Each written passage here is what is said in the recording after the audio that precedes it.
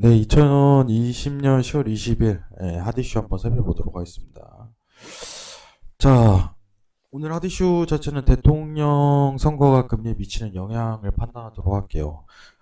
최근 2, 3주간의 채권 금리 동향 자체가 상승세로 이어지고 있는 거는 어, 대선 전 어떻게 보면 블루 웨이브죠. 네, 민주당에 대한 어떻게 보면은 압승이 예상되는 상황이 계속 연출되기 때문에 금리 상승에 대한 효과 자체가 기대감이 실린다 이렇게 좀 판단하셔도 될 것 같아요. 일전에 제가 이제 트럼프와 이제 바이든의 공약 차이를 말씀을 드렸었는데 바이든 당선 시 이제 국채에 대한 물량 자체를 늘릴 가능성이 굉장히 높아지는 시국이에요. 그러면은 채권 금리가 상승을 할 가능성이 굉장히 크다. 이렇게 좀 판단하는 게 좋을 것 같고 국채에 대한 공급량을 늘려서 이제 재정적인 확보 자체를 이끌어낼 가능성이 굉장히 큰 거죠. 배역관에서는 정부에서는 자 최근 어떻게 보면은 결론적인 부분부터 얘기를 꺼내드렸는데 미 국채에 대해서 대통령 선거에 미친 영향 한번 파악해 보도록 하겠습니다. 자, 제목 이렇습니다. 대통령 선거가 금리에 미치는 영향. 자, 행정부와 의회를 민주당이 차지하느냐, 민주당이 차지하느냐, 공화당이 차지하는 여부가 금융시장에 미친 영향을 과거 통계로 보면 민주당 대통령 시기에 주가의 상승률이 높았다. 그죠? 뭐 기록 나와 있고, 그리고 최근 블루웨이브 전망이 강해지면서 미 국채가 상승하는 모습이다. 이게 어떻게 보면은 공약의 차이라고 볼 수 있어요. 민주당 바이든이 당선되면은 국채에 대한 발행량을 늘리겠다는 어떻게 보면 사례, 과거 민주당 사례라든가 공약 자체에서 선언을 했기 때문에 지지율 자체가 격차가 벌어지면 벌어질수록 금리에 대한 가격 상승 요인은 이끌어질 가능성이 굉장히 높다. 이렇게 판단하시는 게 좋아요. 근데 여러분들이 이해를 하셔야 되는 게, 야, 이거 국채 금리가 막 엄청난 상승을 이끌지는 못해요. 국채 금리 자체가. 왜냐면은 YCC에 대해서 이제 대기하는 구간이기 때문에 이거에 대한 가능성을 시사하는 자리라 어떻게 보면 수급 조절만 지금 적당하게 진행하고 있는 상황 내에서 수요적인 부분 자체가 조금 줄어들고 공급적인 부분 자체가 늘어나고 있는 상황이다. 이렇게 판단하시는 게 좋을 것 같아요. 공급량을 늘리기 때문에 채권 물량 자체를 개인들이 좀 던지는 거죠. 상황이. 이 선거에 굉장한 영향을 끼칩니다. 여러분들. 자, 추가적으로 내용 보도록 할게요. 최근 부양책 논란 과정에서 민주당이 2조 달러 이상 재정 지출을 주장하고 공화당은 5천억 달러 내외 지중주차를 주장하고 있다. 민주당이 압승하면 내년 2017년처럼 야당의 반대에도 불구하고 대규모 재정 지출을 하게 될 걱정할 수밖에 없다. 자, 그럼 재정 지출에 대한 자금은 어떻게 확보를 하냐? 국채에 대한 공급량을 늘림으로써 재정 확보에 들어갈 가능성이 높다. 자, 미 연준의 경우 국채 매입은 독자적으로 결정할 수 있겠지만 이건 위기관정에서 새로 쓰고 있는 정책이 기업에 대한 대출 프로그램 의회 예산을 승인해야 집행이 가능하다. 이 정도는 판단하고 계시고. 자, 그럼 국채 수익률 한번 보도록 하겠습니다, 여러분들. 자, 한 달에 대한 국채 수익률 자체인데 지금 여러분들이 국채 수익률 자체가 저점 0.5포인트에서 0. 어떻게 보면 75포인트까지 지금 상승을 좀 이루었는데 이게 굉장한 상승은 아니에요. 굉장한 상승은 아닙니다. 여러분들 판단 제대로 하고 계셔야 돼요.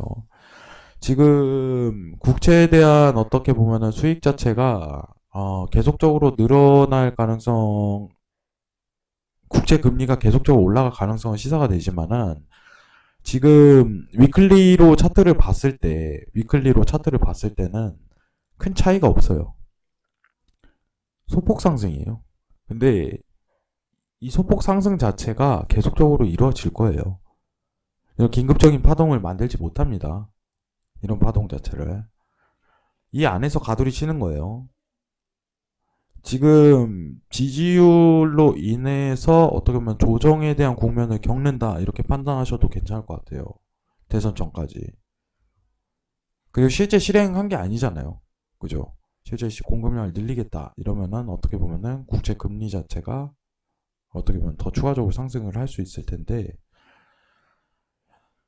실행한 게 아니기 때문에 조정에 대한 부분 정도만 신경 쓰는 게 가장 이상적인 태도다. 하지만 이해도는 가지셨으면 좋겠습니다. 사실 오늘 더 중요한 뉴스가 있어요. 최근 미 증시 자체가 어떤 시장에 대한 어떤 대기 구간에 굉장히 속해 있는 구간인데, 금일 외신 하나 보도록 할게요. 자, 백악관 비서실장 맥코널, 민주당과 부양책 합의 시 상원 표결 동의. 중요한 게 부양책 타결을 위해서는 오늘 20일까지 완료가 돼야 한다며 마감 시한을 제시가 됐다. 저는 개인적으로 이게 합의점이 이루어지지 않을 가능성이 굉장히 크다고 보고 있습니다. 예, 대선 전이고, 여태까지 질질 끌렸던 거에 대한 부분 자체가 더 딜레이 될 가능성이 굉장히 높아요. 전일 미 증시가 하락세를 굉장히 유지를 했는데, 오늘 야간에 이제 긴급적인 시황이 나올 가능성이 굉장히 높아요. 어떤 부분이 나오냐면은, 추가 연장, 합의 이루어지지 못했다. 그러면 추가 하락 파동을 일으킬 가능성이 굉장히 높다고 좀 판단하고 있습니다. 여러분들이 지금 해서물을 하기 위해서는 CNBC라든가 이런 속보 자체를 좀 기다리는 게 좋아요.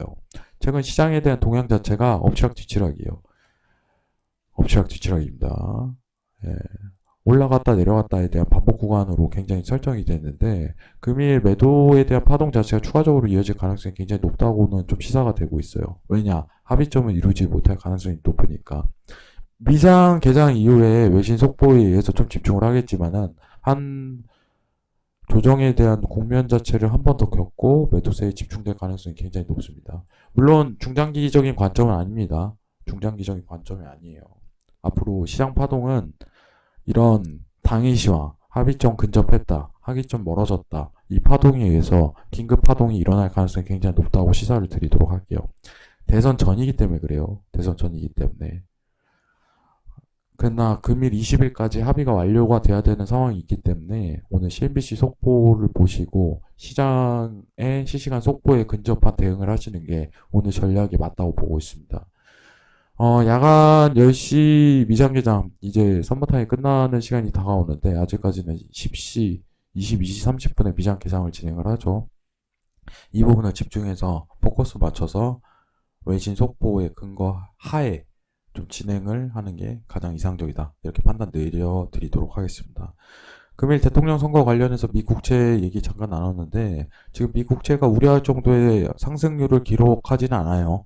다만 이제 지지율 자체가 벌어지다 보니까 이제 공급에 대한 부분이 우려스러워서 이제 시장에 대해 이제 시장을 내 던지는 거죠. 국채 물량 자체를 개인들이. 그렇기 때문에 약간의 상승, 약간의 조정, 이 국면 자체는 계속적으로 도달할 거예요. 이 정도 여부만 판단하시기 바라겠고, 큰 파동 자체, 큰 추세 자체를 국채 금리라든가 국채 가격에서 이루기는 굉장히 힘든 시국이다. 이렇게 판단을 내려드리도록 하겠습니다. 대선전 굉장히 힘든 구간입니다, 여러분들. 데일리 파동으로, 어떻게 보면 단타 위주에 대한 트레이딩이 가장 이상적일 가능성이 높아요. 앞으로 이런 파동 패턴만 좀 인지하시고, 거래하시면은 충분히 수익 낼 수 있다고 생각을 합니다. 자, 피총 카페에 오시면은 당일 시황하고 당일 수급 차트 정리해드렸습니다. 해외 선물 관련해갖고 5일 나스닥 골드 이렇게 정리해드리고 국내 선물 마감 시황까지 깔끔하게 정리해드렸으니까 이런 부분 판단하시고 카페에 들어오셔서 참고하시기 바랍니다. 자, 이상 오늘 영상 마치도록 하겠습니다. 감사합니다.